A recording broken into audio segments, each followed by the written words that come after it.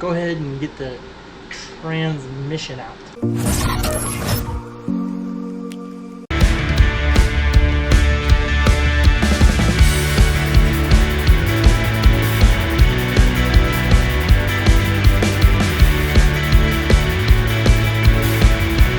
First order of business, drain all that fluid out the transmission.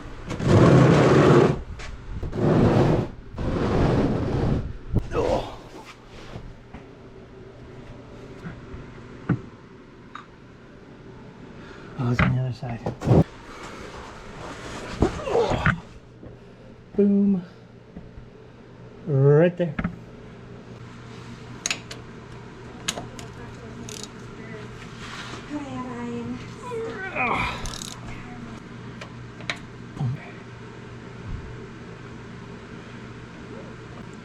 There we go. Beautiful. Get it. Get it. Get it. Get it. Get it.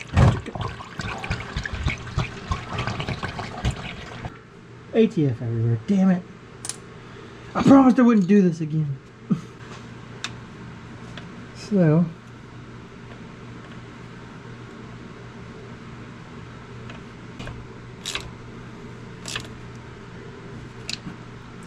Cool.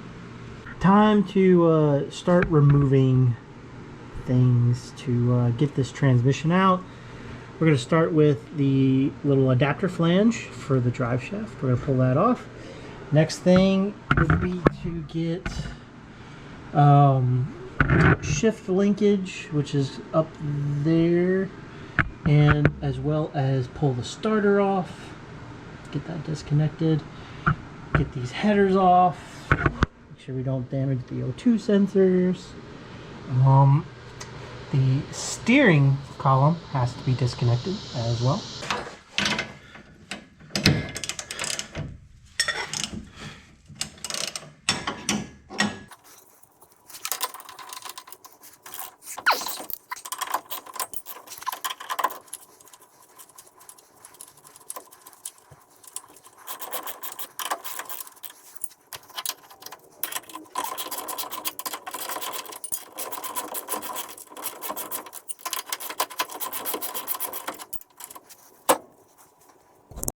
Well, the power of the editing, just like that, steering linkage disconnected. Alright, pull the starter now.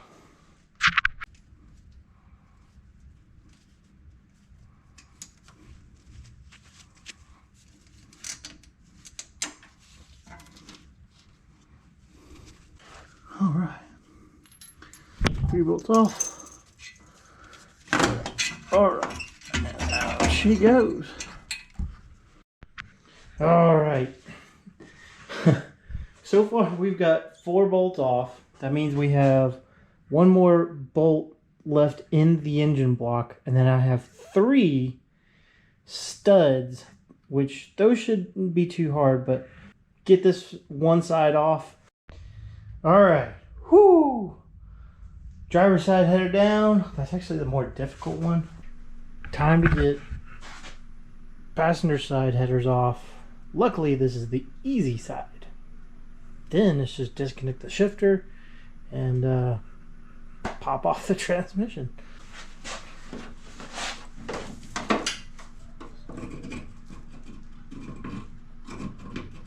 What in the world? Oh, perfect. I think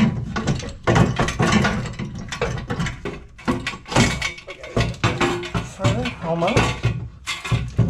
Hey.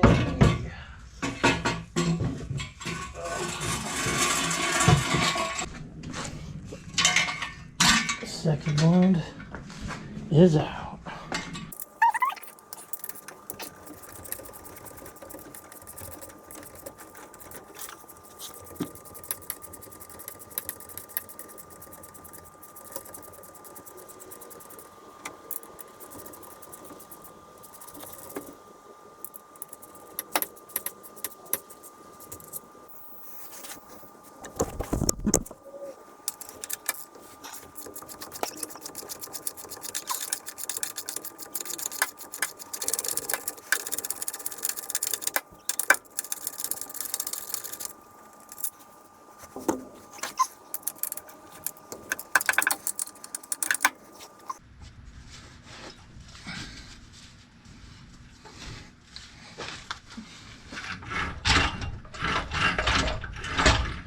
Oh shit, fucking.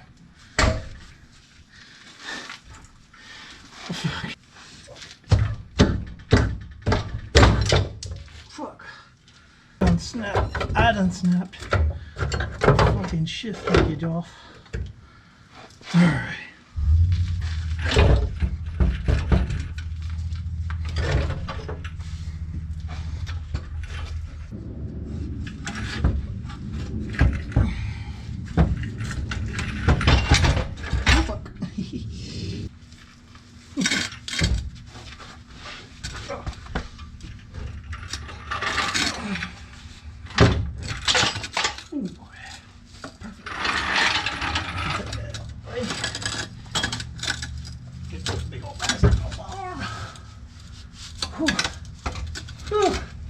Alright, perfect. Go.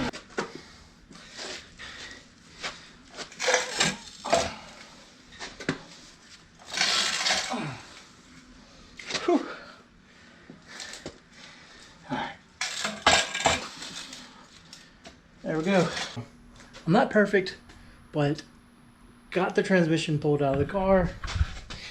Here it is in all of its glory, the almighty TR6060, which is wonderful. Love the transmission. I hope I can keep this thing for a long time.